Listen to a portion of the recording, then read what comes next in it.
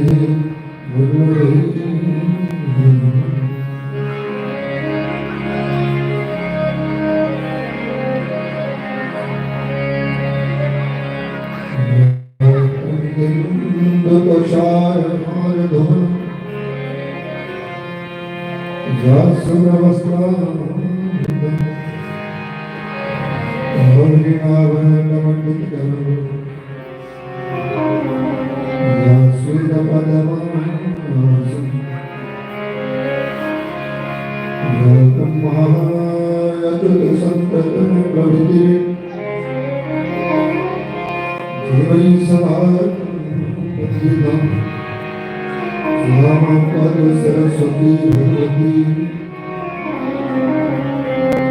नीचे सजा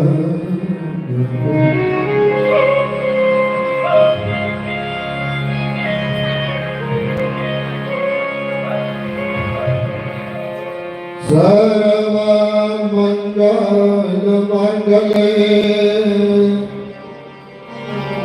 शिवे सर्वार्थ साधिके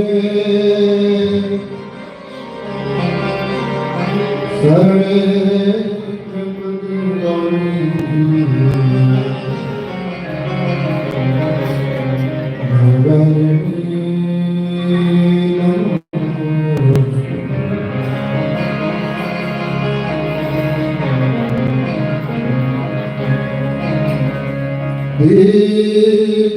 दीक्षामतकाय महाकर्मको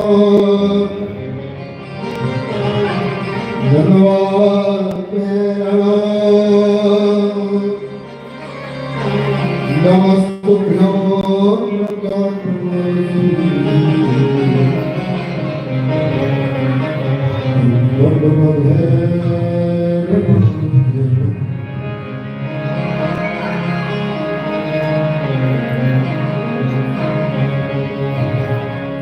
लोका अभिराम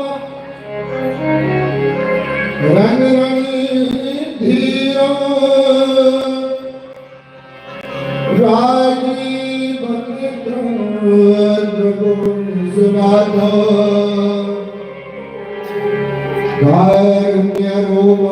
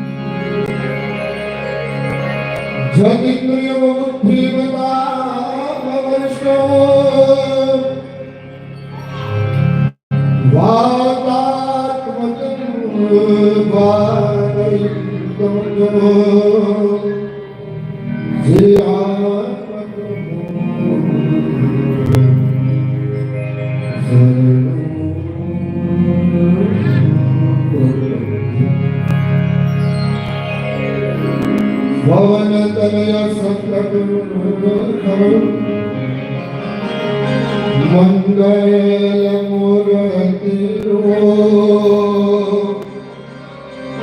राम लखन सीता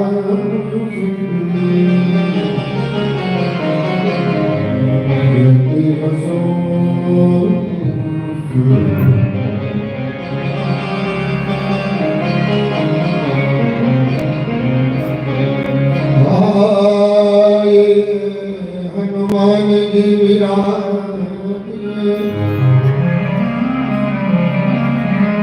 दीजिए कथा का ज्ञान जिसे सुन करे सब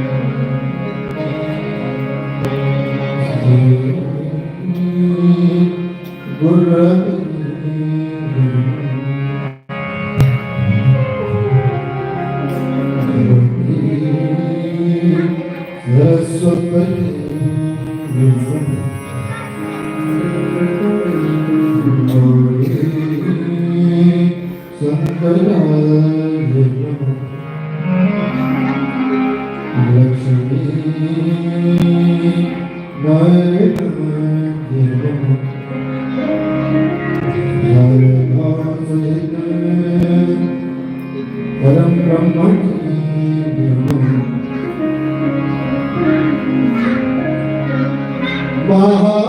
महाकाली महालक्ष्मी महासरस्वती नमः काली मनसा दुर्गा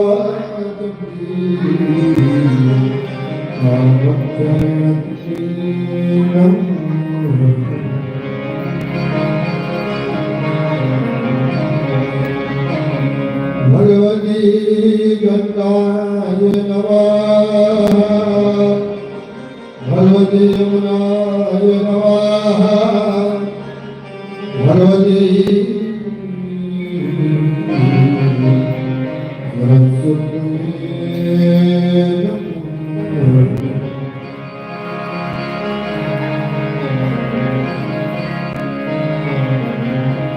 भवानी शंकराय नमः उमा महेश्वराय नमः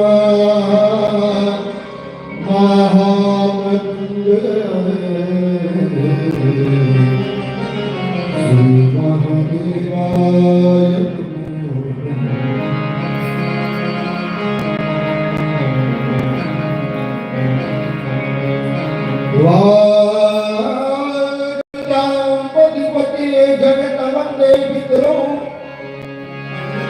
पार्वती परमेश्वरो पार्वती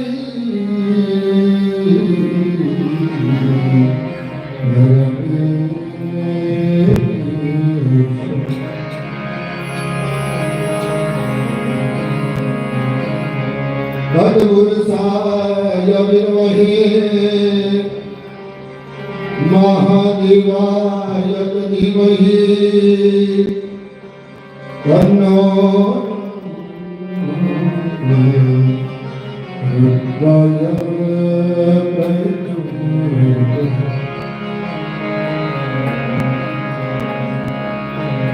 ध्येयं सदा परिभवविभग्नवीश्वरोऽहम्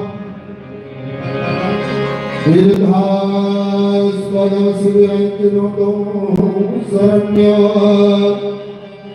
विद्यार्थी हरण गणित बाल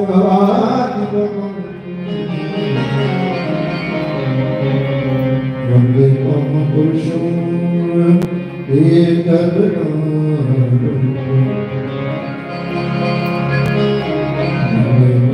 पुरुषं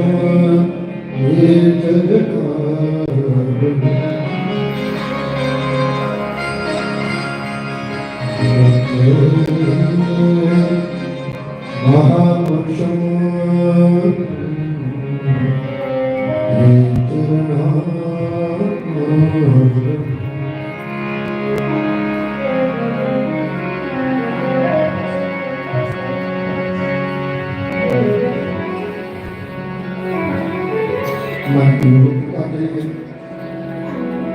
महादेव की सलामती लेते हुए महामंत्र का जाप करें। आज की इस सत्र में प्रवेश करेंगे। ओम नमः शिवाय, ओम नमः शिवाय, हरे नमः शिवाय,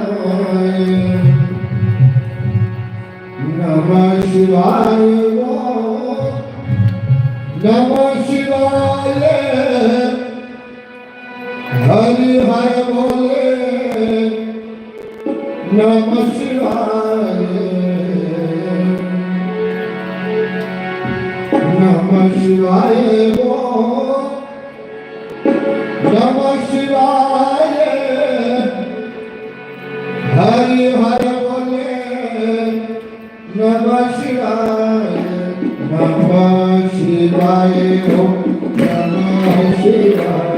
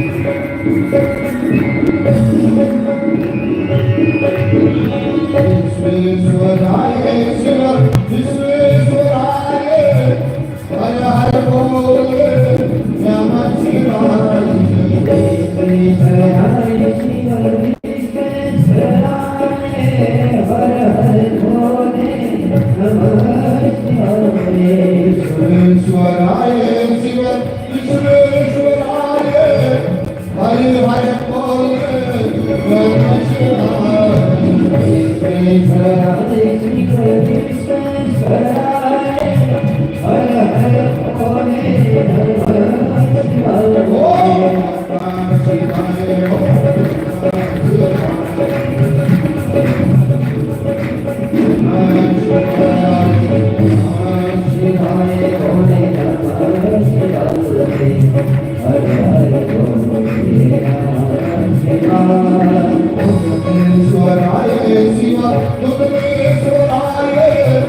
हरि हरि बोल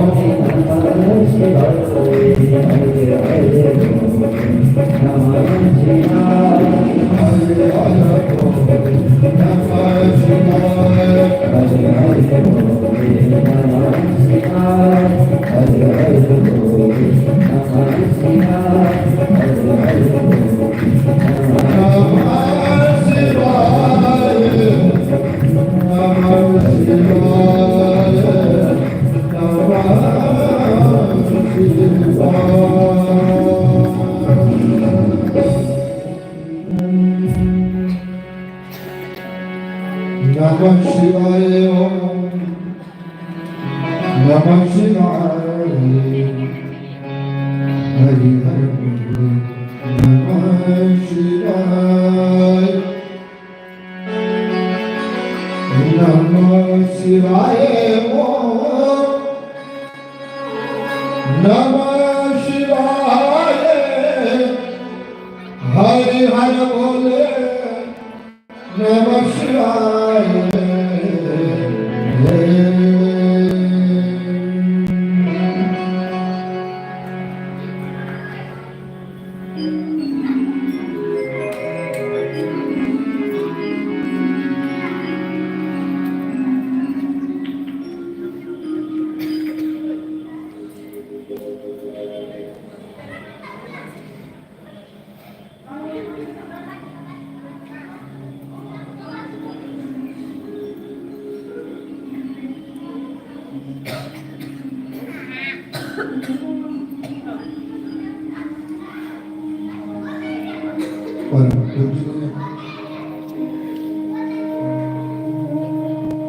करुणा बड़वाले अधिकारी अखंड ब्रह्मांडेश्वर बानवे मूर्ति श्री भवानी शंकर महादेव ओंकार के श्री चरणों मैं अभ्यास से कोटि कोटि बनता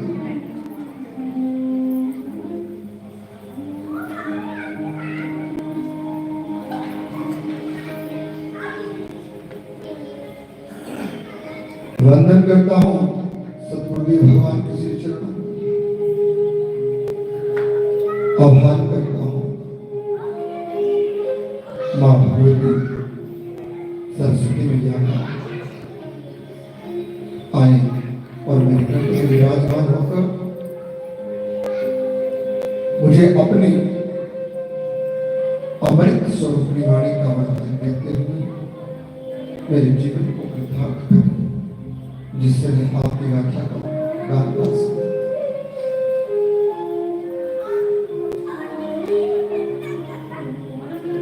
आह्वान करता हूं गौरी शंकर भगवान जी का, लक्ष्मी नारायण भगवान जी का, यज्ञों के दाता परम पिता परमात्मा श्री ब्रह्मा जी, आधारभूत शक्तियां महाकाली, महालक्ष्मी, महासरस्वती मैया,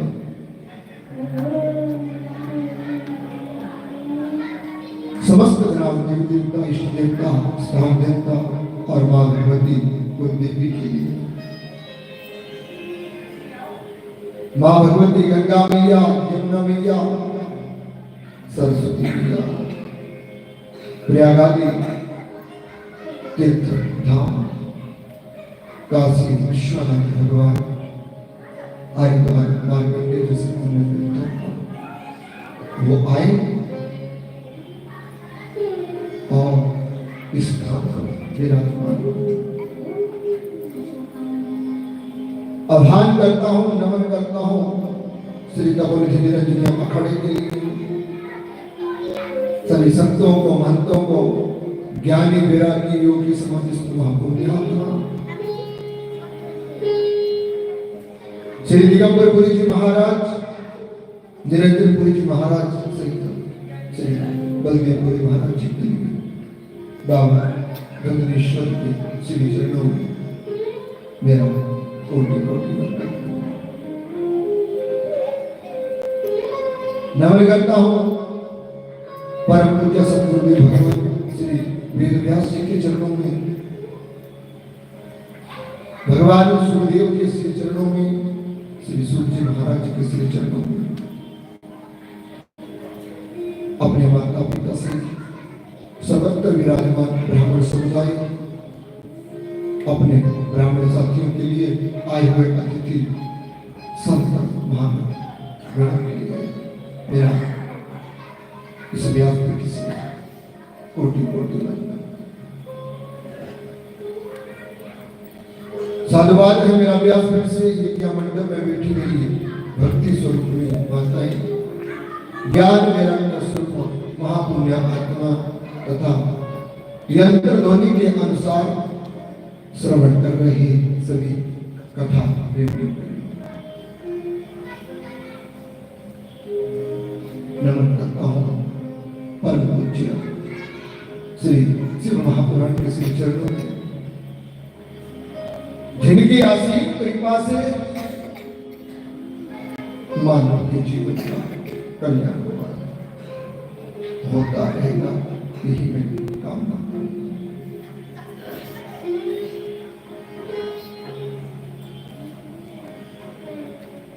मानव की मानवता, अखंड सौभाग्य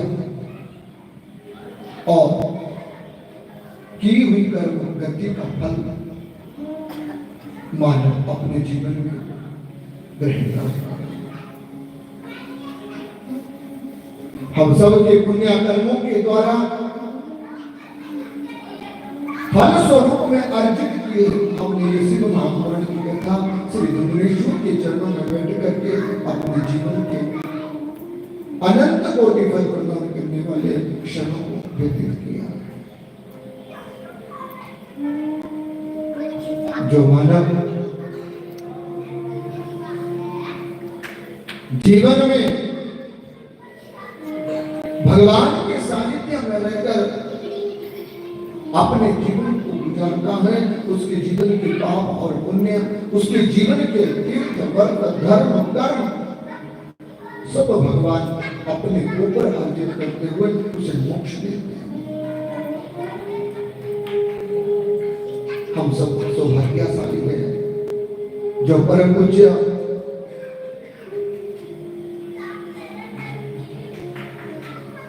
महाराज की आसीन कृपा के द्वारा आज भुवनेश्वर की शरणागति में बैठ करके इस कथा को विश्राम अवस्था की तरफ पहुंचने का हमारे ये कर्म सौभाग्यशाली।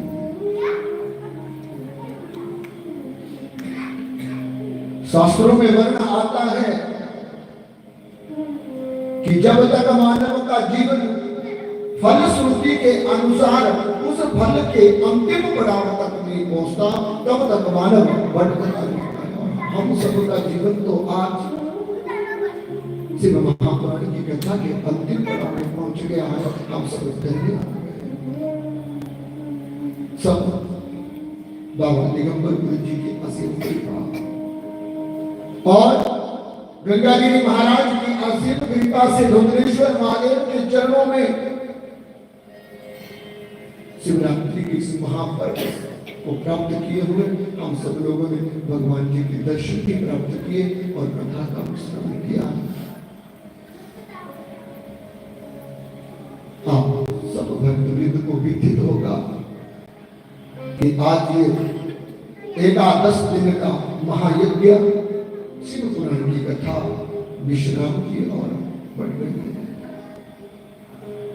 ऐसे ही सूत जी महाराज नैमिषारण्य में बैठे हुए स्वर्ग इत्यादि ऋषियों से इस कथा का वर्णन करते हुए हमारे यज्ञ का कार्य करते सब संत लोगों ने अंतिम दिवस में सूत जी महाराज की शरणागति प्राप्त करी और फलश्रुति के अनुसार शिव महापुराण की कथा को जाना और अपने जीवन को धन्य किया।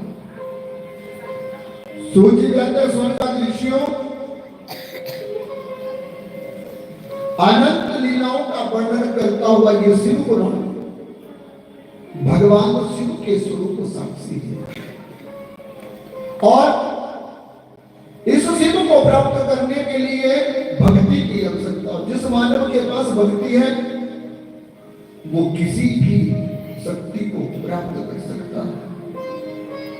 सुंदर कथा आती है कि भक्ति के प्रभाव से ही राजा सगर के वंशज भागीरथ भक्त ने स्वर्ग लोक से गंगा ला करके इस पृथ्वी पर लिया और अपने सब पितरों को पूर्ण तृप्ति प्राप्त करा करके मानव जाति के लिए इस गंगा को सदा सदा के लिए पृथ्वी लोक पर अवतरित किया। तो भक्ति की महिमा अखंड की गई है। भक्ति के द्वारा हम भगवान को प्राप्त करते हैं और भक्ति से ही हमारा जीवन का अंतःकरण शुद्ध होकर के मोक्ष की प्राप्ति होती है। सूची कहते हैं स्वर्ग का दृश्यों कुसंग में पड़ा हुआ जीवन मानव के भक्ति स्वरूप समय को जो हमने व्यतीत किए होते ना उनको खत्म कर देता है।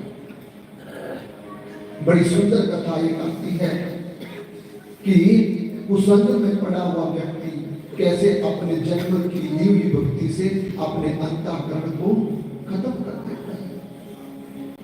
किसी जगह पर संतों का समागम था और उस समागम में नदी के किनारे रहने वाले एक संत ने अपने शिष्य को भी उस समागम में भेजा और जब समागम में भेजा तो वो संतोषी संत शिष्य अपने गुरु की आज्ञा को प्राप्त किए हुए संत सम्मेलन में गया।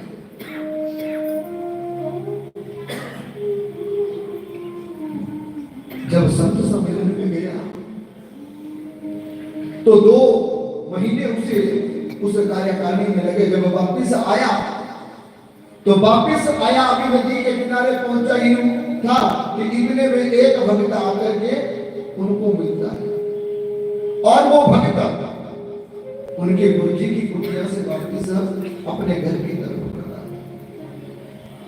जैसे ही उस शिष्य बालक ने उस भक्त को देखा तो हाल चाल पूछा, तुम आ गए ये जाना, और कहने लगे बोले महाराज अब तुम इस समय कहां जा रहे हो? बोले महाराज ये तुम क्या पूछ रहे?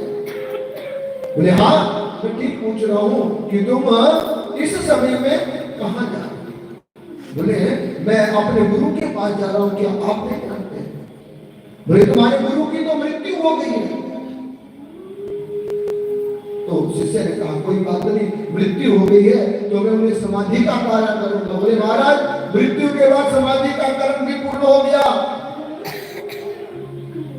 अच्छा, शिष्य ने सोचा कोई बात नहीं, अगर ऐसा है तो दुनिया में कोई नहीं होगा, संत अतिथि लोग आए होंगे तो उन्हें भोग प्रसाद कर दो। जब ऐसा कहा तो उस व्यक्ति ने कहा बोले महाराज भगवान की असीम कृपा से उनके जीवन का जो सोर्सी भंडारा हुआ था वो भी पूर्ण हो गया है। अब तुम वहां जाकर के क्या करोगे? शिष्य ने कहा महाराज मेरा गुरु स्थान है और गुरु स्थान पर जाकर के मैं एक बार दर्शन तो कर लूं। जब ऐसा कहा तो उस व्यक्ति ने कहा दर्शन करने से कोई फायदा नहीं, अब दर्शन करना अगर तुम जिद करते हैं तो चले जाओ। अब वो व्यक्ति क्या होगा कि वो व्यक्ति अपनी मार्ग से चला और इधर जो शिष्य जो है मेरे गुरु समान है, मेरे गुरु ने समाधि ली। इस सोच को लेकर के जब कुटिया में आए तो कुटिया में क्या देखा?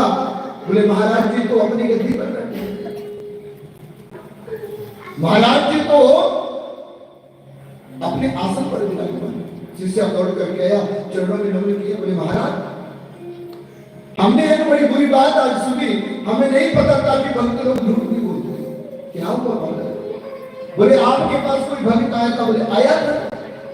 अच्छा, वही भक्त मुझे नदी के किनारे मिला और उसने मुझे सूचना दी, बोले आपके गुरु का समाधि हो गई। जब मैंने पूछा क्यों तो उन्होंने कुछ नहीं बताया। तो मैं फिर उस समाधि अवस्था को अंतिम पूर्ण स्वरूप से मृत्यु को सुनकर के बड़ा दुख हुआ। मैंने उस व्यक्ति से कहा अगर समाधि हो गई है तो क्यों ना मैं समाधि का कार्य करते हुए उनके कर्म को करूं। तो उस बालक ने कहा बोले महाराज कर्म भी लोगों ने कर दिया है। अब मैंने कहा बोले महाराज कम से कम भोग पदार्थ तो वहां पर डालो, अपने गुरु महाराज जी के नाम का सुरसी भंडारा तो करूं। तो उस व्यक्ति ने कहा बोले सुरसी भंडारा भी पूर्ण हो गया। जब सुरसी भंडारा पूर्ण हुआ तो महाराज मैं तो सिर्फ उस व्यक्ति के कहने से इस स्थान को देखने के लिए आया था और यहाँ आकर मुझे पता लगा कि ये सब झूठ है। मुझे तो यहाँ आकर के पता लगा ये सब झूठ है। संत ने कहा ये झूठ नहीं है, ये सत्य है। क्यों? महाराज आप तो जीते। बोले महाराज उस जीते जी आदमी से क्या करना जो भक्ति लाइन में पढ़ करके कुसंग में पढ़ करके काम युक्त बातें सुन लेता है, वो संत जीवन भी काम बातें सुनते सुनते काम मोहित जब होता है तो एक घड़ी के लिए मर जाता है। और जैसे कि उस बातों को सुनते सुनते थोड़ा समय और बीत जाता है तो लोग उसका समाधि बना करके कर्म भी कर देते हैं और जैसे ही उसका समय और व्यतीत होता है तो लोग भंडारा भी कर देते हैं। लेकिन सुयोग्य शिष्य ना हो तो ऐसे व्यक्ति को संतान में उजड़ता आ जाती है और वो स्थान खाली हो जाता है। बोले महाराज मैं समझा नहीं। बोले मैं समझा। अरे बालक आज मेरा सत्संग एक व्यक्ति से हुआ। उस व्यक्ति ने आकर के मैं जिस भक्ति से प्रभु का भजन कर रहा था उस भक्ति से हटा करके मुझे काम युक्त बातों में लगा दिया जिसके कारण सुनते ही मेरी मृत्यु हो गई। जब वो और बातें बताने लगा तो मृत्यु के बाद लोगों ने मेरी समाधि भी लगा दी और तीसरी बार जब वो बात करता करता हटा ही नहीं, यहां से नहीं गया तो उसी समय उसने मेरे जीते जी भोग भंडारा भी कर दिया। और जब वो जाने लगा तो जाते जाते उसने मेरी भक्ति स्वरूपी जीवन कुटिया को बिगाड़ दिया और पूजन किया। अब जैसे ही वो व्यक्ति कुटिया से गया मेरी बुद्धि पुनः जन्म लेकर के आई और इसके मालूम में मुझे अब जा करके देख रहे। कथा का मतलब समझ में आया? कुछ समझ नहीं आया।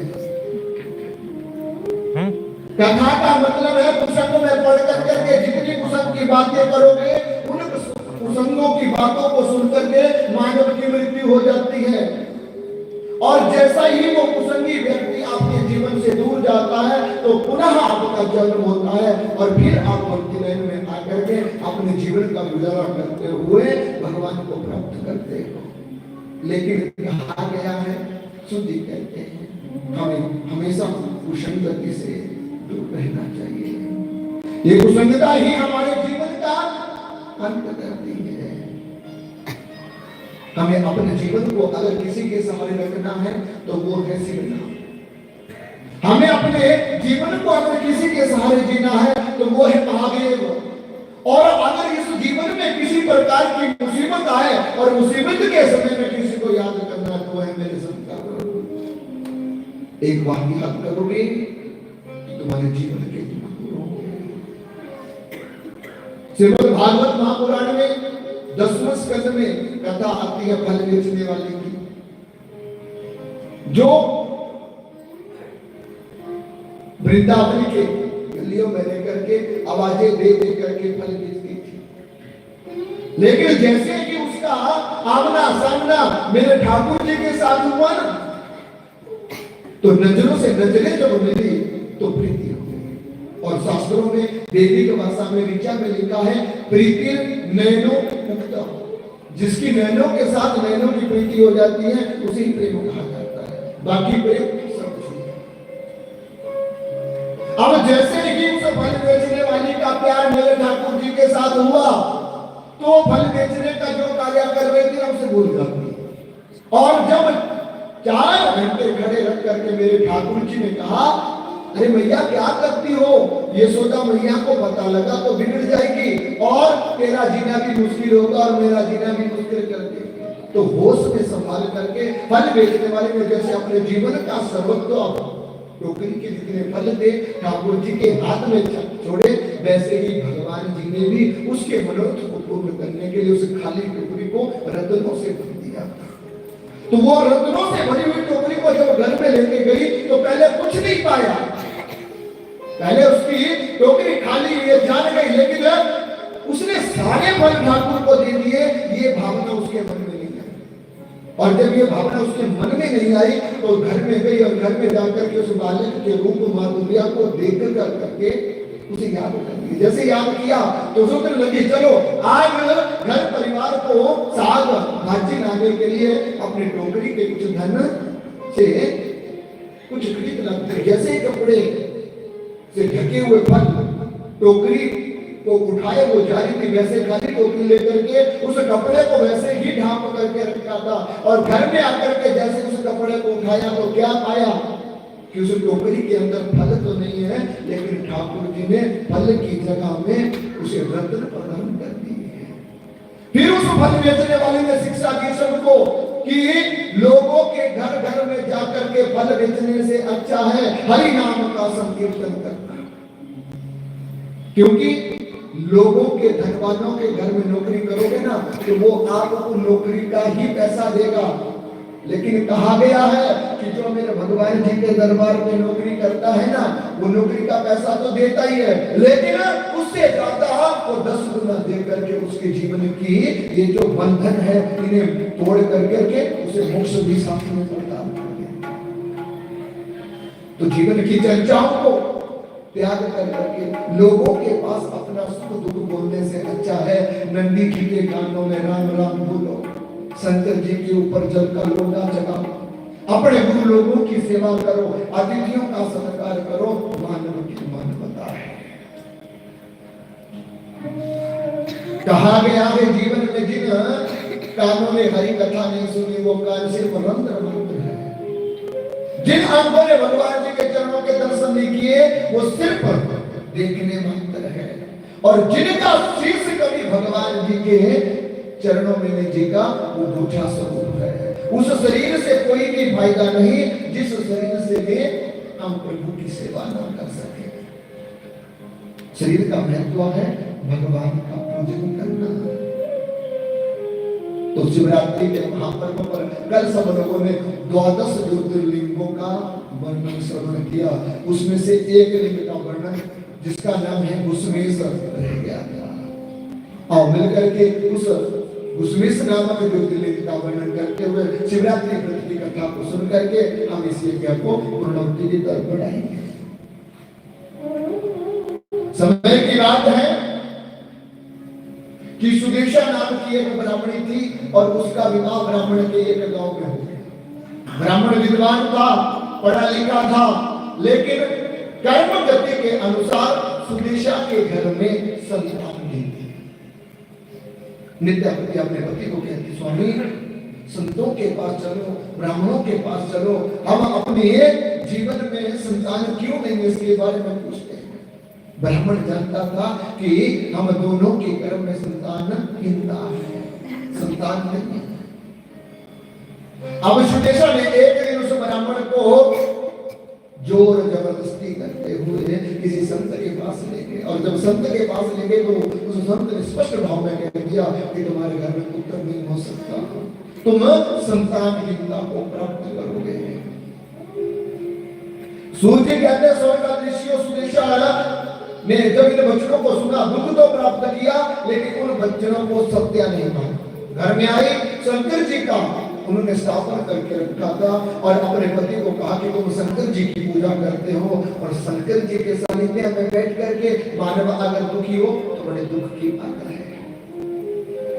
ब्राह्मण ने कहा स्वामी तुम ऐसे नहीं मानने वाले, चलो शंकर जी के साथ प्रेयर करते प्रार्थना करते हैं और उसके बाद अपने जीवन के दुख को दूर करेंगे। लेकिन क्या ये दुख हमारे कर्मों में है या टल जाएगा, ये भी हमें भगवान बता देंगे। ओम नमः शिवाय, ओम नमः शिवाय का जाप शंकर जी के सुख से बैठ करके होने लगा। अब ब्राह्मण ने क्या किया, शंकर जी के ऊपर फूल चढ़ाए हुए थे, उसमें से 2 फूल उठाए और फूल उठा करके अपनी पत्नी को कहा, बोले तुम अपने मन में इन फूलों का ध्यान करते हुए भगवान शंकर का ध्यान करो। जिस फूल के ऊपर आप संतान प्राप्ति करना चाहते हैं वो फूल आपकी गोदी में गिर जाए, ऐसे तुम भगवान शंकर से प्रार्थना। जैसे ही ये परीक्षा होने लगी तो ब्राह्मण ने 2 फूल उठाए और ब्राह्मण ने दोनों फूलों को देख कर करके ओम नमः शिवाय का जाप करते हुए, प्रभु दाहिने हाथ का फूल अगर मेरी गोदी में पड़ गया तो मैं जान जाऊंगी कि मेरे संतान होगी। लेकिन कर्म गति को देखो, वो संतान के चक्कर में दाहिने की जगह बाएं हाथ का उसे ध्यान आ गया, दक्षिण हाथ को ध्यान करके वो बाम हाथ को स्पर्श करने मंत्र से ब्राह्मण ने जैसे कि अपने हाथ से फूल फेंका तो वो किस हाथ में फूल पति ने रखा था ये भूल जाती, और फूल जाने के कारण जैसे ही फूल उसके पति ने उसकी गोदी में फेंका तो वो उस फूल के बारे में जान नहीं सकी कि ये दाहिने हाथ का फूल आया या बाएं हाथ का फूल आया। निश्चय नहीं हो पाया कि मेरे संतान होगी या नहीं होगी, क्योंकि उस स्त्री के अंदर माया का जाल था, जिसके कारण भगवान ने उसके ऊपर माया का पर्दा डाल दिया, उसे भुला दिया। भगवान शंकर के पास जाकर के भी जब इस प्रकार संतान का उपाय वो प्राप्त नहीं करती तो एक दिन अब वो सुदेशा नाम की पत्नी अपने पति से बोली, महाराज अब मुझसे लोगों के बच्चे देख करके जला नहीं जाता, मैं तुमसे कहती हूं तुम दूसरा विवाह करो, तुम दूसरा विवाह करो। और अपनी छोटी बहन जिसका नाम है गुस्मा, उस गुस्मा कन्या को ला करके उसका विवाह अपने पति के साथ कर दिया। पहले दिनों में तो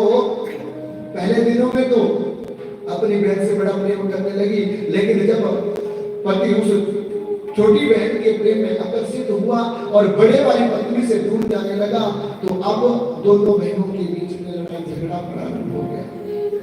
समय के अनुसार अब ब्राह्मण के घर में उस छोटी पत्नी के गर्भ से एक बालक उत्पन्न हुआ और बालक भी है पुत्र का स्वरूप। जब पुत्र प्राप्त हुआ तो गुस्मा के गर्भ से पुत्र प्राप्त हुआ है। सुदेशा ने उस पुत्र को जन्म लेकर के अपनी गोदी में रख लिया और गुस्मा भी भगवान शंकर की बहुत बड़ी भक्त थी, लेकिन सुदेशा जो थी वो स्वार्थी थी, अभिमानी थी, इसलिए अपनी बहन का बालक अपनी गोदी में पालन करते हुए अपने पति से प्रेम करना चाहती थी। समय के अनुसार बालक बढ़ गया, लेकिन पति का प्रेम मेरी छोटी बहन गुस्मा के प्रति है। इस भाव को देख करके सुदेशा नाम की पत्नी अपनी बहन से द्रोह करने लगी। अब सुदेशा जब गुस्मा से द्रोह करने लगी तो बहुत समय व्यतीत हो गया, लेकिन गुस्मा ने अपने जीवन में एक प्रतिज्ञा की थी, बचपन से लेकर के एक आदत बनी थी, वो नित्या प्रति ब्रह्मी की मिट्टी के 108 पार्थिव लिंग बनाती और साथ में ही एक तालाब था। उस तालाब में जा करके शाम संध्या के समय में भगवान जी को तार किया। जब बालक बड़ा हो गया तो उस बालक का विवाह करने की सोच बनाई और विवाह सुदेशना नाम की बड़ी माता ने किया और ब्राह्मण भी इस विवाह कार्य में बड़े प्रसन्न हुए। लेकिन गुस्मा अपने जीवन कर्म को देख करके भक्ति से युक्त है, ना तो बहन का प्यार मिलता, ना पति का प्यार प्राप्त कर सकी, और जो संतान अपने गर्भ से उत्पन्न करी ना उसका ही प्यार उसे प्राप्त हो। लेकिन उसने भगवान शंकर के चरणों में रहकर के अपने जीवन का गुजारा किया, जिससे उस गुस्मा के जीवन में इन लोगों के प्यार की जरूरत ही नहीं पड़ी। समय की बात है, जब बेटे का विवाह हो गया तो सब लोग सुदेशना नामक उस स्त्री के पास आके कहते बोले महाराज गुस्मा का बेटा तूने पान करके बड़ा पुरुषार्थ किया है, तेरे घर में आज बहू भी आ गई है, सुदेशना कुछ बड़ी भाग्यशाली है। लेकिन कुछ लोगों ने कुछ ऐसी बातें सुदेशना के पास बोल दी जिसके कारण वो बड़ा क्रोध करते हुए गुस्मा को दुख देना चाहती थी। कुछ लोगों ने मुंह के सामने कह दिया जिसके उदर का बच्चा लेकर के तू अपना बच्चा मान करके उसे पाल रही है ना, वो बालक तेरा कभी नहीं हो सकता, वो कल अपनी माता का ही होगा क्योंकि उसे गर्भ की पहचान रहेगी। और सुदेशना के मन में ये मतभेद पैदा हो गया। अब अपनी छोटी बहन जो अपने सुख के लिए अपने पति को भेज दी, उस छोटी बहन की दुश्मनी निकालने के लिए एक दिन वो दोनों बालक बहू और बेटा पलंग पर सोए हुए थे। सुदेशना ने द्वेष बुद्धि शत्रुता के कारण अपनी छोटी बहन का वो बालक पत्नी के साथ जो सोया हुआ था, रात के अंधेरे में छुरी से उसका गला काट दिया। ईर्ष्या मानव को धर्म से मुक्त कर देती है। जब उस बालक का गला काटा तो उस बालक के शरीर के टुकड़े टुकड़े कर करके जिस तालाब में गुस्मा नाम की कन्या भगवान शंकर के पार्थिव लिंगों का विसर्जन करती थी, उसी तालाब में जाकर के फेंक देती है।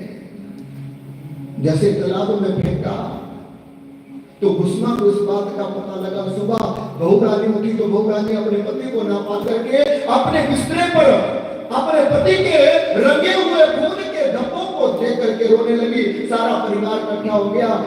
ब्राह्मण ने पूछा ये कर्म किसका? सुदेशना बिल्कुल मुकर के कहते बोले महाराज पता नहीं किस दुष्ट ने मेरे बालक को मारा।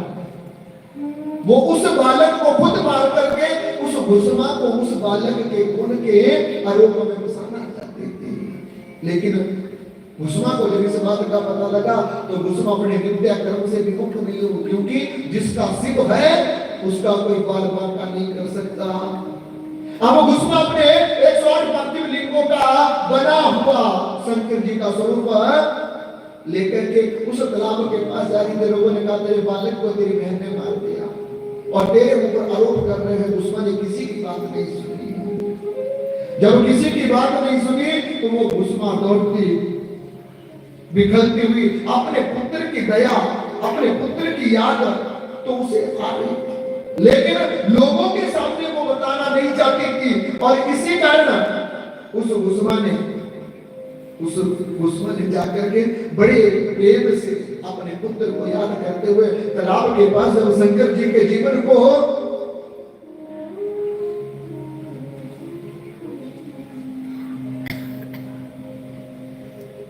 प्रभु बचपन में माँ बाप का प्रेम नहीं मिला, जवानी में पति का प्रेम नहीं प्राप्त किया, सोचा पुत्र हुआ है एक न एक दिन मेरा होगा, लेकिन आज वो पुत्र प्रेम भी खत्म हो गया। अब ये शरीर तेरे हवाले है, तू जिस तरीके से इसे रखना चाहता है उस तरीके से रखना। मैं तेरी माया से युक्त हूँ प्रभु, मैं मुक्त होना चाहती हूँ। जैसे रत्नाकरी शिवलिंग का विसर्जन किया और विसर्जन जब किया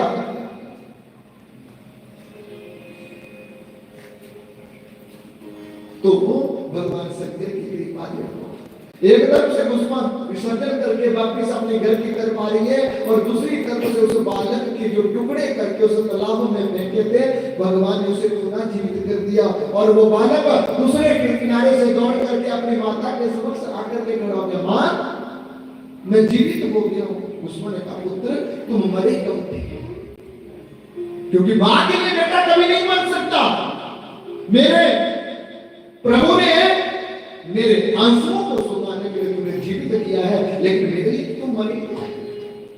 अच्छा, उस बालक ने सारी बात बताई, मां मुझे मेरी बड़ी माता ने मारा। रात के समय में वो तुमसे ईर्ष्या करती है और इसी ईर्ष्या के कारण उसने मुझे मार दिया। भस्म ने कहा, कोई बात नहीं। इतने में भस्म को लोगों ने बताया कि तुम्हारा पुत्र भस्म के तपोबल से भगवान शंकर ने पुनः जीवित किया। भस्म और उसका ब्राह्मण पति उस तालाब के पास गए। जैसे ही वहां गए तो भगवान शंकर उस दुष्यंत बुद्धिमानी सुदेशना नामक स्त्री को जब देखते हैं तो तालाब के बीच में से प्रकट हो जाते हैं। बोले शंकर भगवान की। जैसे तालाब के बीच में से प्रकट हुआ, अपना त्रिशूल निकाला और सुदेशना नामक ब्राह्मण को मारने लगे। बोले तू इसे बुरा करनी चाहती है, मेरा बालक है, भस्म मेरा बालक है। भस्म दया की मूर्ति है। कहा जाता है जिसके अंदर दया है ना, उसी के अंदर भगवान रहते हैं, और जिसके अंदर दया प्रेम नहीं, उसके शरीर में कभी भगवान झांकी नहीं देते। तो भस्म दौड़ करके भगवान इसे मत मारो, भगवान इसे मत मारो, और त्रिशूल के आगे जाकर के खड़े हो भस्म को भगवान ने कहा, भस्म तुम एक तरफ हटो, मैं इस पापनी स्त्री का अंत करना चाहता हूं। सुदेशना ने भगवान शंकर का ये रूप देखा तो डर गई, चरणों में गिर जाती है और यहाँ भस्म भी प्रार्थना करे, प्रभु क्षमा कर दो। भस्म के कहने पर भगवान शंकर ने उस सुदेशना के काम को क्षमा कर दिया। बोले भस्म तेरी दया को देख करके तू वर मांग, क्या मांगना चाहती है? तो भस्मेश नाम का जाप करती हुई, प्रभु आप इस तालाब के किनारे में टिकट करके हम जैसे निर्धन भक्तों को सुरक्षा पाने के लिए हमें नित्य प्रति आपके दर्शन होते रहे, इसलिए आप पिंडी रूप में यहाँ पर विराजमान हो जाओ। ये भस्म की प्रार्थना करी। जैसे ही भस्म देवी ने ये प्रार्थना करी तो भगवान जी भस्म के प्रेम के कारण उस विसर्जन भूमि में जिस जगह पर पार्थिव लिंगों का विसर्जन भस्म करके थे, उस जगह पर भगवान जी पार्थिव रूप में प्रकट हुए और उसी शिवलिंग को भगवान ने साक्षी स्वरूप में भस्मेश नाम से विख्यात करते हुए आज तक सब भक्तों को दर्शन दे करके कृतार्थ किया। बोले भस्मेश्वर भगवान की। क्योंकि कहा जाता है कि भगवान की लीला अनंत है और इस लीला को जानने वाला, इस लीला को जानने वाला, इस कथा को सुनने वाला अनेक प्रकार के कर्मों से मुक्त होकर के अंतिम में भगवान के धाम को प्राप्त हो जाता है और जीवन में बड़े सुख को प्राप्त करता है। सूर्य जी कहते हैं सोन का दृश्यों, इसी प्रकार भगवान के द्वादश ज्योतिर्लिंगों का वर्णन शिव महापुराण की कथा में आता है।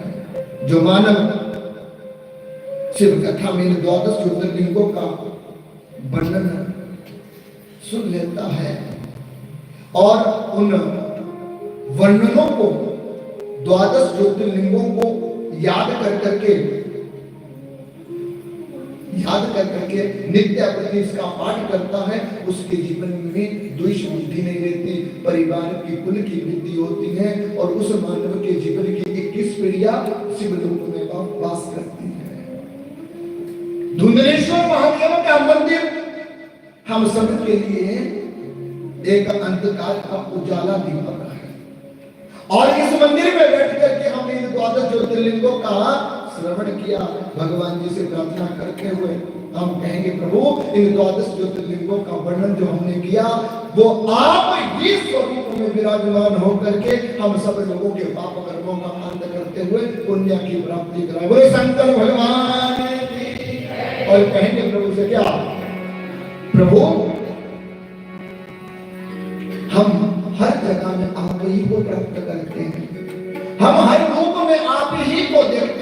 आप ही को प्राप्त करना चाहते, इसलिए लगन तुझसे लगा बैठे, लगन तुझसे लगा बैठे, जो होगा देखा जाएगा। महाराज हम तेरे क्या करने वाले, हम तुम्हारे बालक, तुम्हारे सेवक, तुम्हारे कार्यकर्ता, तुम्हारे संत अनेक प्रकार की पाप कर्मों को करते करते अपने जीवन को गुजारते। इसलिए प्रभु इस शिव का पुण्य आपके चरणों में हमारे जीवन में मिले, इसके लिए हम कहेंगे क्या प्रभु हम तुमसे प्रेम करते हैं। तो कैसे? लगन तुमसे लगा बैठे, लगन तुमसे लगा बैठे, जो होगा देखा जाएगा। लगन तुमसे लगा बैठे, जो होगा देखा जाएगा।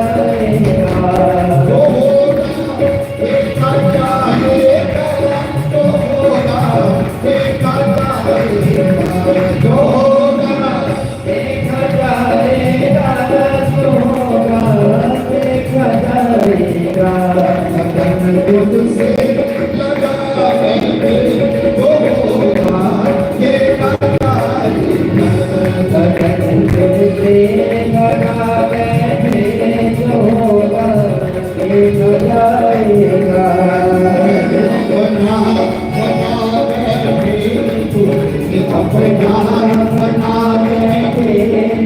होगा देखा जाएगा। लगन तुझसे लगा बैठे, जो होगा देखा जाएगा। लगन तुझसे लगा बैठे, जो होगा देखा जाएगा।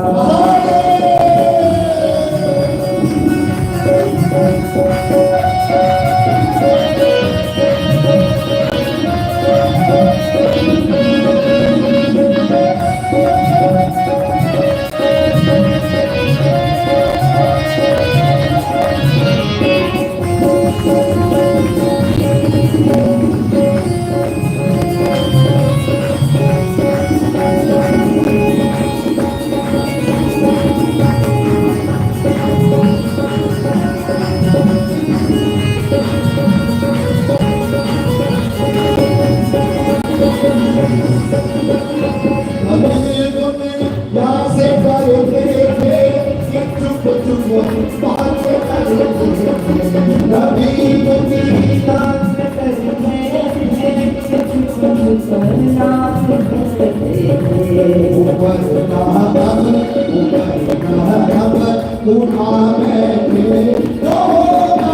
देखा जाएगा। तुझसे लगा बैठे, जो होगा देखा जाएगा। तुझसे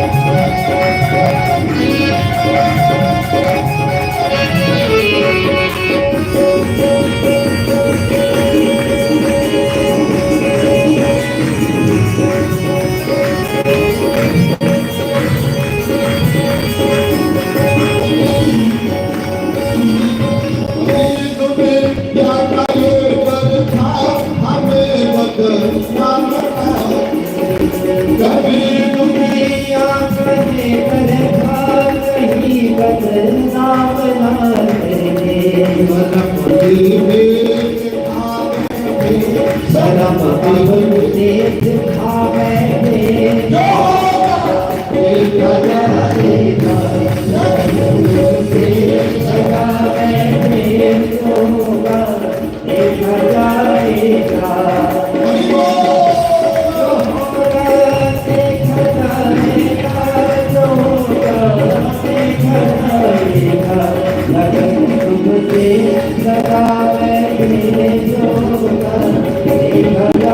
लगा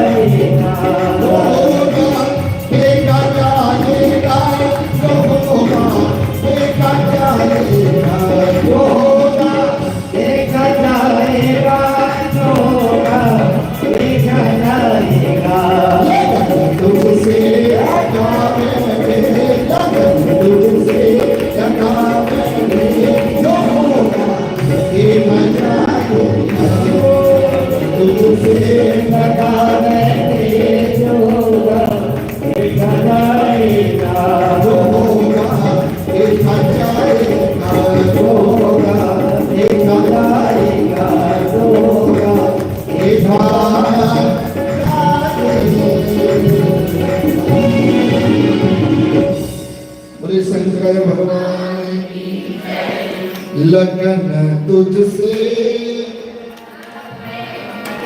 लगा बैठे तो होगा देखा जाएगा तुझे अपना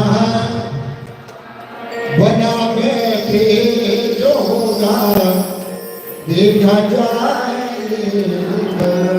शंकर भगवान की तो सूर्य कहते शंकर ऋषियों सब ऋषिगण द्वादश ज्योतिर्लिंगों का महावर्णन अवर्णन इस कथा को सुनकर के अपने जीवन करते पूछते प्रभु शिवरात्रि व्रत का महात्म्य क्या है, हम ये जानना चाहते हैं। ये शिवरात्रि का व्रत क्यों किया जाता है, क्यों इसमें उत्सव मनाया जाता है। तो अब सूर्य कहने लगे ऋषियों शिवरात्रि का व्रत सब व्रतों का एक व्रत है। आप वर्ष भर के हर एक व्रत को कर लो, लेकिन जो साल भर का एक शिवरात्रि का व्रत है वो सब व्रतों का पुण्य एक ही दिन उपवास करने से प्राप्त कर देता है। सूर्य कहते स्वर्ग का ऋषियों देव देव महादेव नीलकंठा नमस्ते कर्म इच्छायम देवः शिवरात्रि व्रत। जो व्रत करने से भी हमारी मनोकामना पूर्ण नहीं होती, वो मनोकामना भगवान शंकर जी के शिवरात्रि में दर्शन करने मात्र से पूर्ण हो जाती है।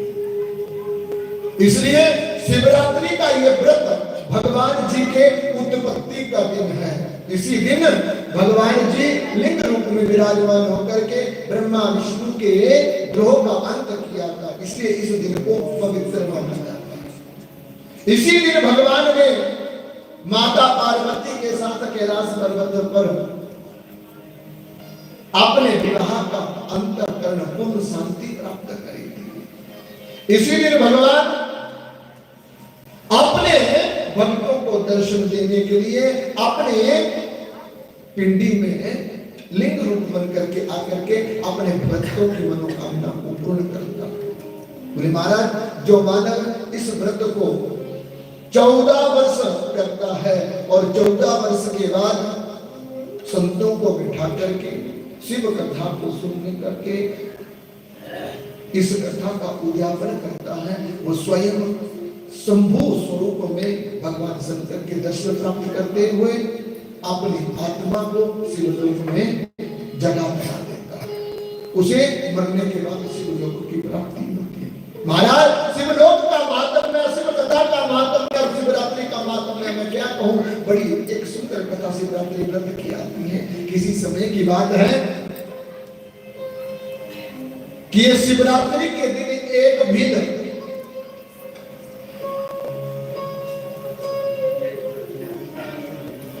शिकार करने वाला था, लोगों का मांस बेच करके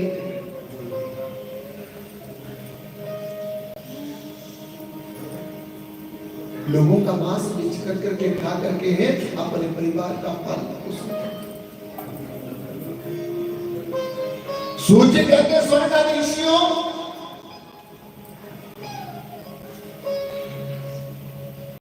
एक समय ऐसा उस भील के पास आया कि वो भील अपने माता पिता पत्नी पुत्रों के भूख से दुखी होने के कारण एक दिन शिकार खेलने के लिए जंगल में चला गया, लेकिन उस दिन उसे कुछ नहीं मिला। और वो दिन शिवरात्रि का था। जब उसे पूरा दिन कुछ नहीं मिला तो बहुत दिनों से बच्चे माँ पत्नी सब भूखे हैं और शिकार न मिलने के कारण वो बड़ा दुखी हुआ।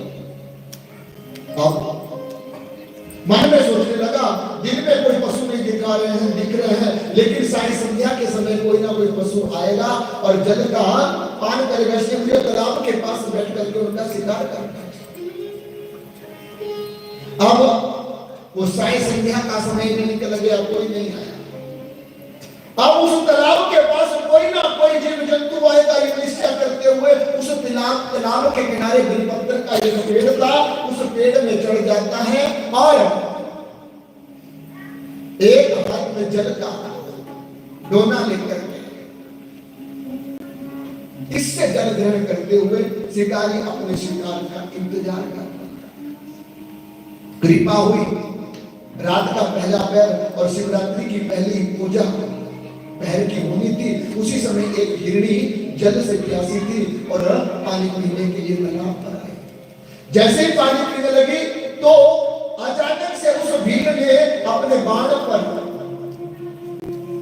निशाना लगाते हुए बेलपत्र के पत्तों को हटा करके उसे बाण मारना था। जैसे ही वो पत्ते हटा रहा था, उन पत्तों की छेड़ सुनकर करके मंद मंद सुगंध से बहती हुई बादली गड़गड़ाहट करने लगी और बारिश प्रारंभ हुई। अब जैसे बारिश प्रारंभ हुई तो हिरनी निश्चित होकर के जल पी रही है और इधर वो शिकारी बाण मारने के लिए जब बेलपत्र को एक तरफ हटाने लगा तो अचानक से बेलपत्र का पत्ता गिर करके नीचे उस बिल के पेड़ के पास शंकर भगवान जी का लिंग उस पर पड़ जाता है। जैसे ही उस जड़ में स्टार्टिंग शिवलिंग पर वो भील के द्वारा टूटा हुआ पत्ता पड़ा तो भगवान जी ने एक पैर की पूजा स्वीकार कर ली। और जैसे ही वो बाण मारने के लिए तैयार हुआ तो अचानक से पत्तों की खड़खड़ाहट को सुन करके वो हिरनी जा गई और लगता है मुझे कोई शिकारी मारने वाला है। जैसे ऊपर देखा तो क्या पाया, और मेरे सर के ऊपर जो बिल के पेड़ की छाया है इसी के ऊपर शिकारी बैठा है। जब ये पाया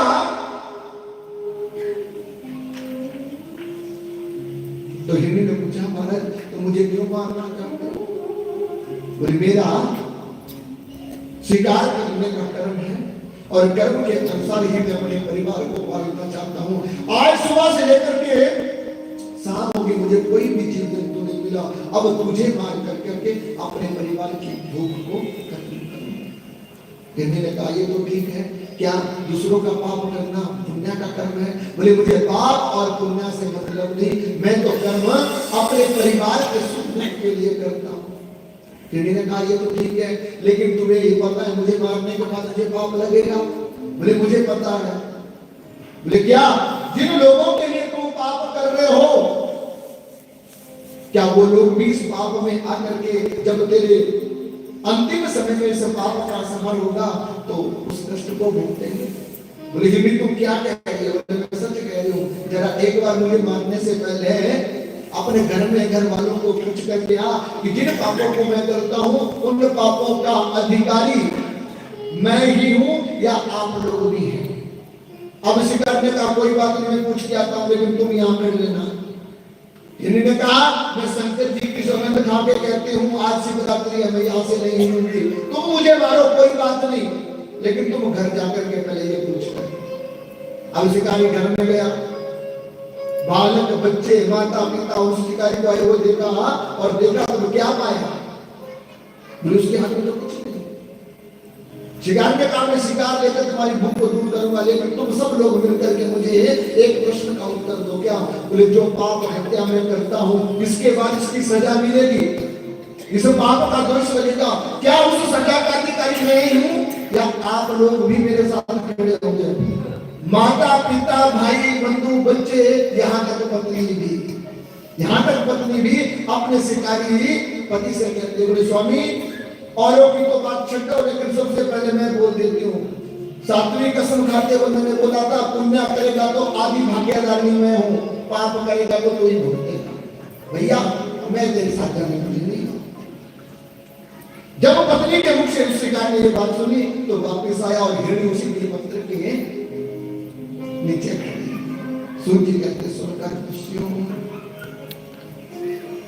हिरणी को ये सब बताया। हिरणी ने कहा कोई बात नहीं, तुम मुझे मारना चाहते हो और अपने परिवार का पालन पोषण करना चाहते हो, ये ठीक है, लेकिन तुझे अपने परिवार के व्यवहार में भी पता लग गया होगा। बोले उसका व्यवहार का तो मुझे पता लग गया, लेकिन मैं तुझे मार करके जब तक उन्हें कुछ नहीं करूंगा ना तो मुझे शांति नहीं मिलेगी। हिरणी ने कहा कोई बात नहीं, तुम रुको, जैसे तुम्हारे घर में परिवार है वैसा मेरा भी अपने घर में परिवार है। मैं अपने छोटे छोटे बच्चों से मिलकर के आती हूँ, अपने छोटे छोटे बच्चों को दूसरी बहन के पास सौंप के आती हूँ और वापस में आकर के तुम मारना और मेरे मांस रुधिर हड्डियां चमड़ी से जो भी तुझे अच्छा लगे वो करना। हिरणी ने कहा तो शिकारी ने कहा तो वापस नहीं बोले मैं मारना करती। अब हिरणी के वचनों को सुनकर के घर के वचनों को मंथन करता हुआ शिकारी ने उसे जाने की आज्ञा दी। अब जब वो शिकारी बेलपत्र के पेड़ के ऊपर खड़ा हुआ, हिरणी को बेल देता है तो इतने में कुछ समय के बाद हिरणी वापस नहीं आई। उसकी दूसरी बहन है पहली बहन को ढूंढती ढूंढती वहां पर आ जाती है। जैसे ढूंढती ढूंढती वहां पर आई तो दोनों का स्वरूप सकल एक था और द्वितीय पहल भगवान शंकर की पूजा प्रारंभ होने वाली थी। उस हिरणी को आए हुए जब देखा तो फिर उस शिकार ने बाण मारना चाहा, इतने में फिर बेलपत्र का एक पत्ता टूटा और शंकर भगवान जी की शिवलिंग के ऊपर चढ़ जाता है। फिर से बादल गड़गड़ाए और बरखा का जल शिवलिंग के ऊपर उस बाण के द्वारा, जिस बाण को शिकारी ने पकड़ा था वो बाणों के द्वारा वो जल की बूंदियां शंकर भगवान जी के ऊपर गिर जाती है। दोपहर की पूजा पूर्ण हो गई। अब जब दूसरी हिरणी आई और पहली हिरणी को ढूंढने के लिए सोच रही थी तो चलो सोचा तालाब है जल पी लो, जल पीने लगी तो क्या पाया सर के ऊपर शिकारी बैठा हुआ है। हिरणी ने फिर पूछा तुम मुझे क्यों मारना चाहते हो? शिकारी ने कहा अभी तो तुम मुझसे ये सब पूछ के करके गई, अब फिर से यही पूछ रही हो। बोले क्या मेरी बड़ी बहन यहाँ आई थी? तुम कौन हो? बोले मैं उसकी छोटी बहन हूँ। अच्छा तुम क्यों मारना चाहते? बोले अपने परिवार के पोषण के लिए। अच्छा हिरणी ने सोचा शिकारी ने छोड़ेगा तो नहीं, लेकिन एक बार तो पूछ लूं कि मुझे बख्श देगा। हिरणी ने कहा स्वामी तुम मुझे मार दो कोई बात नहीं, लेकिन मेरे घर में बहुत छोटे छोटे बच्चे हैं, मैं उनको अपनी बड़ी बहन के पास संभाल के आती हूँ, पति के पास संभाल के आती हूँ और फिर मैं आज 14 के दिन में भगवान शंकर की सौगंध खाती हूँ, वापस आकर के तुम मेरे शरीर का हरण कर लेना। शिकारी ने कहा पहले भी यही बहाना लगा के गई, अब तू आई है, तू भी यही बहाना लगा करके जा रही है, तो जाना चाहती है तो तू भी जा। दोपहर की पूजा अब तीसरी पहर में ना बड़े वाले घर में पहुंची ना छोटे वाले घर में पहुंची।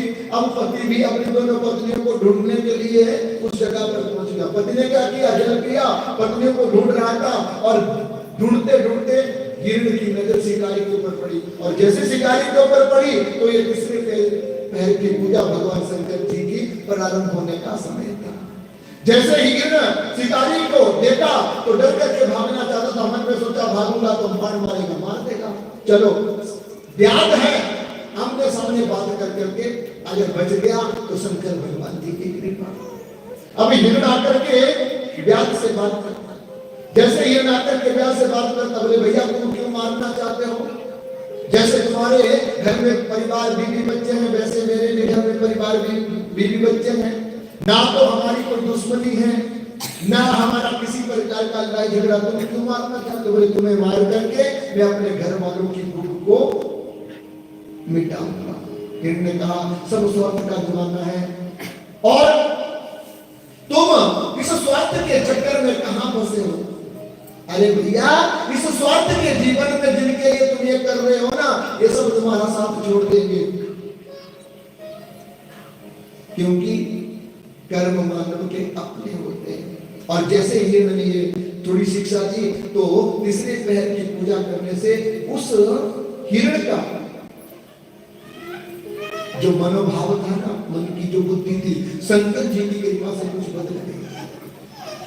अब व्यास ने पूछा तुम क्या करना चाहते हो? बोले मुझे पता, तू मुझे मारेगा और मेरी मृत्यु अगर तेरे हाथों से होगी तो कोई नहीं टाल सकता, लेकिन थोड़ा सा कर्म मेरे जीवन में बच गया है, वो करके आता हूँ। घर में मेरी 2 पत्नियां, छोटे छोटे बच्चे हैं, मैं उन बच्चों को उन पत्नियों के पास संभाल करके उन्हें बोल करके आता हूँ कि आप मेरा इंतजार मत करना, क्योंकि मैं वापिस नहीं आऊंगा, इसलिए तुम थोड़ी देर रुको और मैं वापस आया। हिरण को भी विदाई कर दी।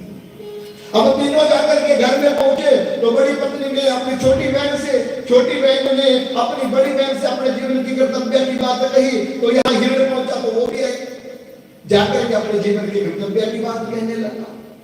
बोले मैं कसम खा के आया हूँ, इसलिए अपना शरीर निछावर करना चाहता हूँ। पत्नी ने कहा तुम दोनों को जाने की जरूरत नहीं, तुम दोनों इन बच्चों को संभालो, सबसे पहले मैं ही गई थी, मैं ही शिकारी के पास जाकर के बाण मार करके उसके परिवार का पोषण करूंगी। छोटी ने कहा तुम दोनों पति पत्नी घर में रहो, मैं तो बीच की हूँ, छोटी हूँ और ज्यादातर इन बच्चों को देखभाल भी नहीं कर पाती, इसलिए मैं अपने शरीर को दान कर देती हूँ। तो इतने में पति ने कहा तुम दोनों पत्नियां घर में रहो, क्योंकि पुरुष के बिना परिवार चल बनता है, लेकिन अगर घर में स्त्री ना हो तो परिवार नहीं चलता। इसलिए तुम दोनों स्त्रियां, दोनों माताएं अपने पुत्रों को पालो और मैं पुरुषार्थी पुरुष अपना शरीर त्याग कर करके धर्म कर्म में लगाता हूं।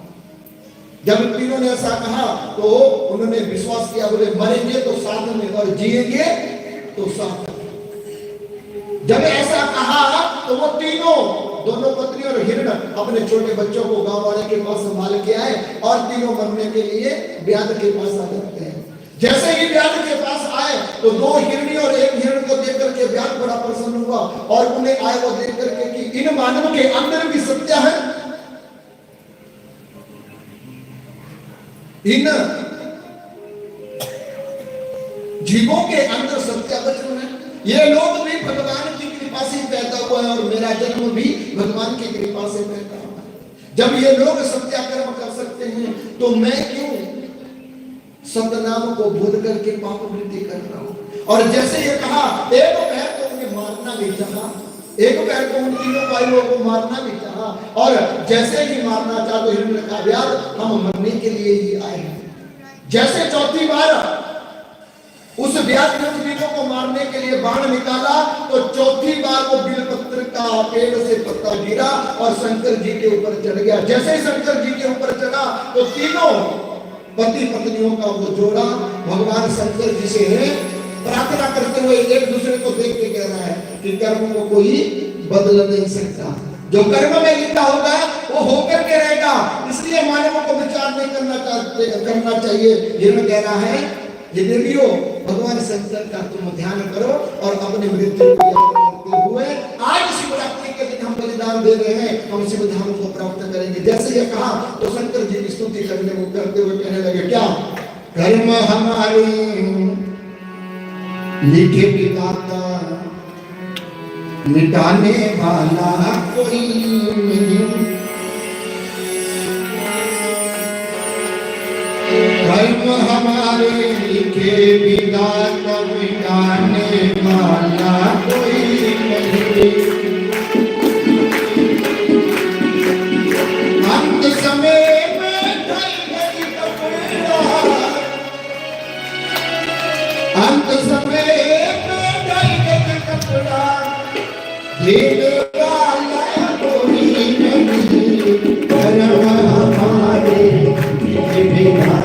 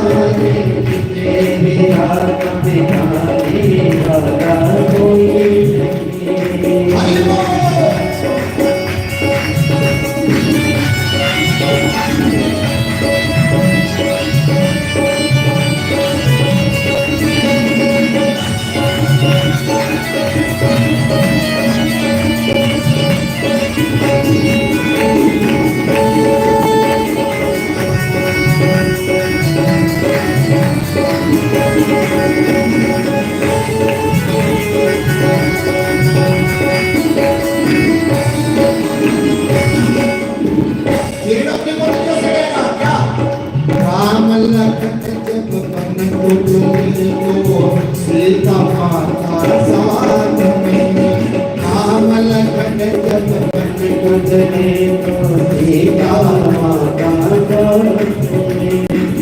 राजा दशरथ की तकलीफ राजा दशरथ ये गनवाले सब खड़े लेकिन वो गनवाला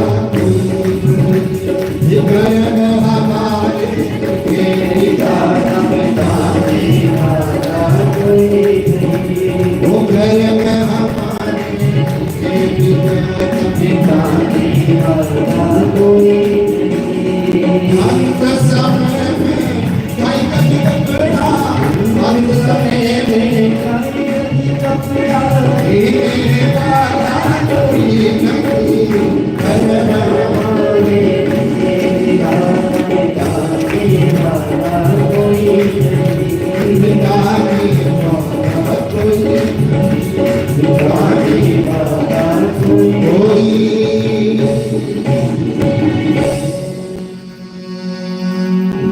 इसलिए तुम मौत का ध्यान ना करते हुए ईश्वर का ध्यान करो। जैसे ही उन तीनों ने जीवों ने भगवान जी का ध्यान किया, भगवान जी शिवलिंग फाड़ करके बाहर निकलते हैं और तीनों को दर्शन दे करके शिवरात्रि के दिन उस व्याध के जीवन को पूर्ण। जब व्याध ने शिवलिंग के नीचे से भगवान शंकर की उत्पत्ति को पाया तो व्याध के हाथ में जो बाण था धनुष था वो छूट जाता है और शंकर जी के दर्शन दे करके व्याध को ज्ञान हो गया। तीनों हिरण और दो हिरणियां वो भी अपनी मृत्यु को जीत करके शंकर भगवान उनके छोटे छोटे बच्चों की जीवों को सुनता हुआ उनके जीवन को बचा देता है। व्याध को शिक्षा देते हुए भगवान शंकर ने उसी शिवरात्रि के दिन बोले व्याध तुझे दर्शन देने का कारण है क्या? बोले तूने 4 पहर की मेरी पूजा की है और हिरण और हिरणियों को बताया। बोले तुमने धर्म कर्म को जान कर करके मोक्ष की प्राप्ति करने के लिए अपना वचन सत्या करते हुए आज भी इस रात्रि में सत्या का पालन किया है, इसलिए मैंने तुम्हें दर्शन दिया। तुम दोनों के दर्शनों को देकर के तुम्हारे जीवन की मैं आकांक्षा को पूर्ण करता हूं, तुम्हें मेरे शिवलोक की प्राप्ति हो। आज के दिन जो मुझे दर्शन करता है, मुझ पर जल चढ़ाता है, बेलपत्र चढ़ाता है, जन्मों जन्मों के किए पापों कर्मों का मैं आज के दिन अपने भक्त का अंत कर देता हूं। ये कह करके शिवरात्रि के दिन ही उस शिकारी को भील को वरदान दिया। बोले भील जा, तूने आज के दिन मेरी प्रेम से भक्ति की घर के लोगों के लिए अगला जन्म तेरा त्रेता युग में होगा और तू राजा बनेगा। श्रृंगवेरपुर तेरी नगरी होगी और उस जगह में मेरे स्वामी रामचंद्र भगवान तेरे पास आएंगे और एक रात्रि तेरे पास ठहर करके तेरे जीवन को कृतार्थ करेंगे। ये वरदान भील को प्रदान हुआ और वो दोनों जीव हिरणी और हिरण अपने बच्चों को प्राप्त करके शंकर भगवान जी की पूजा करते हैं। अब वही हिरण और हिरणी के बच्चे शिवलोक को प्राप्त होकर के शिव के गण बने और शिव के गण बनकर करके उन्होंने अपने जीवन को मोक्ष प्राप्त किया। शिवरात्रि का महात्म्य, जब जीव को मोक्ष मिल सकता है तो मानव को क्यों नहीं मिलता?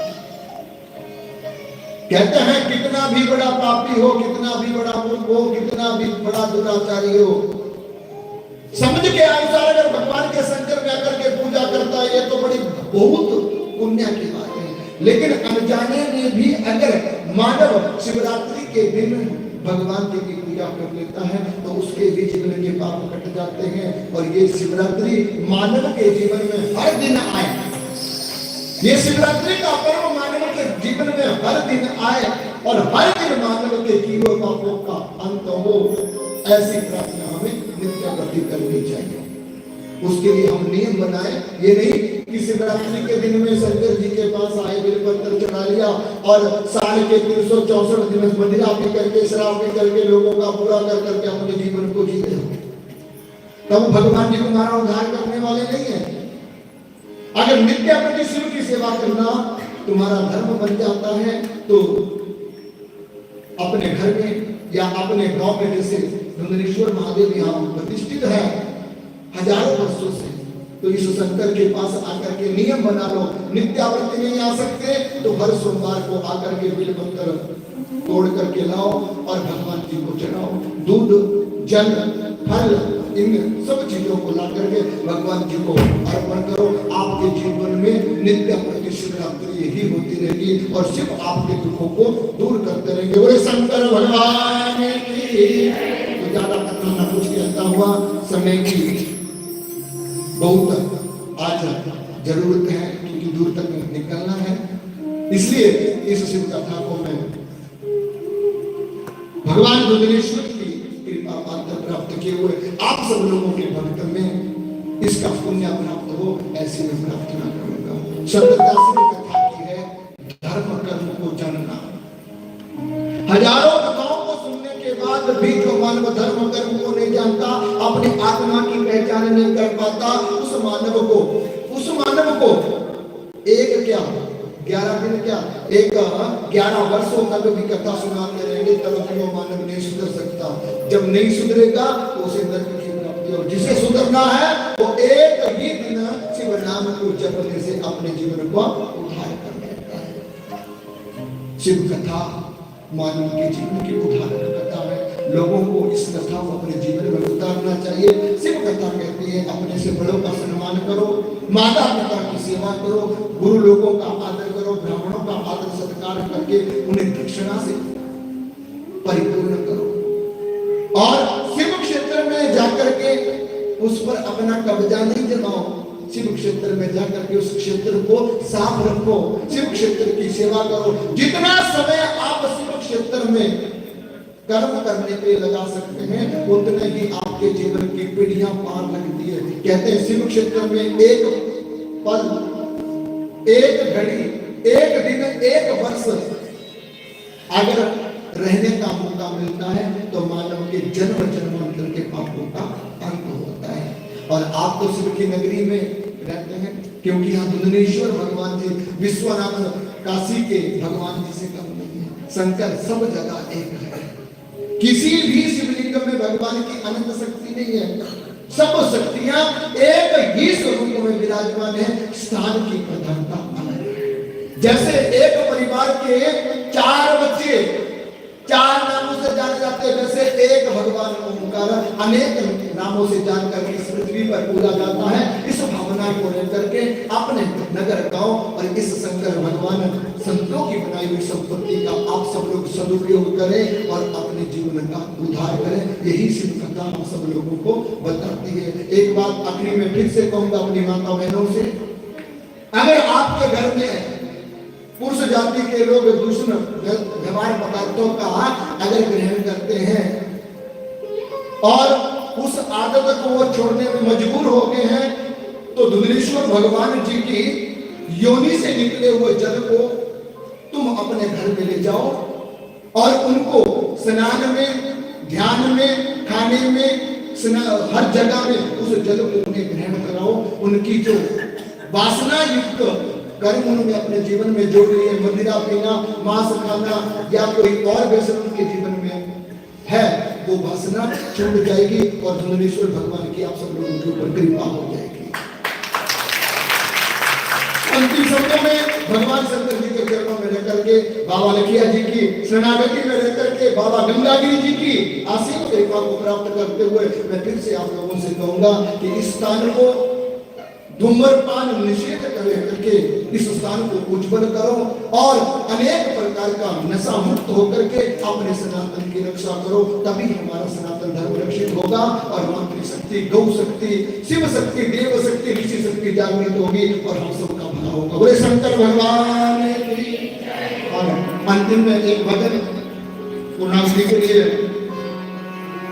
मेरा अनुरोध रहेगा आचार्य जी से कि यज्ञ में पूर्णावती का कार्य पूर्ण करें और उसके बाद आरती और आरती के बाद भोजन और भोजन के बाद गाड़ी में बैठो और भाग जाओ। बोले शंकर भगवान की।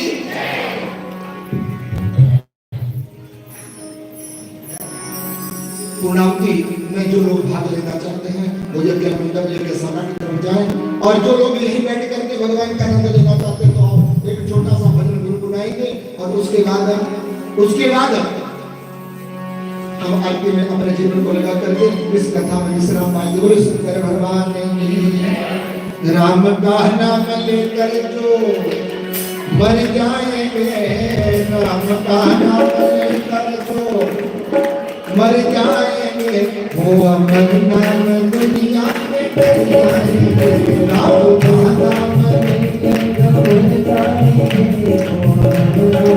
दुनिया में कर जाएंगे, राम का नाम लेकर जो मर जाएंगे, राम का नाम लेकर जो मर जाएंगे, अमर नाम दुनिया में कर जाएंगे, वो अमर नाम दुनिया में कर जाएंगे।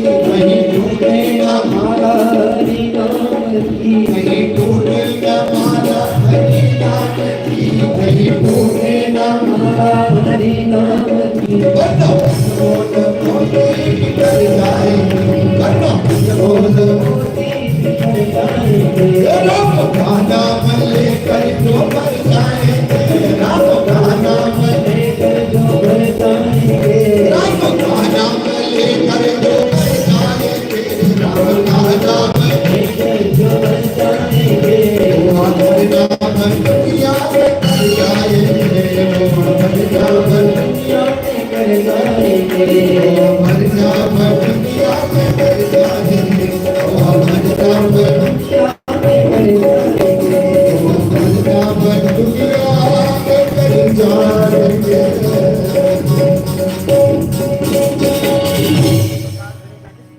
शंकर भगवान। तो अंतिम शब्दों में आप सब लोगों से आने से पहले ही शंकर भगवान जी के चरणों में लेकर के 11 दिनों के बीच में इस आत्मा से अंदर से किसी प्रकार के अगर बुरे शब्द निकले हो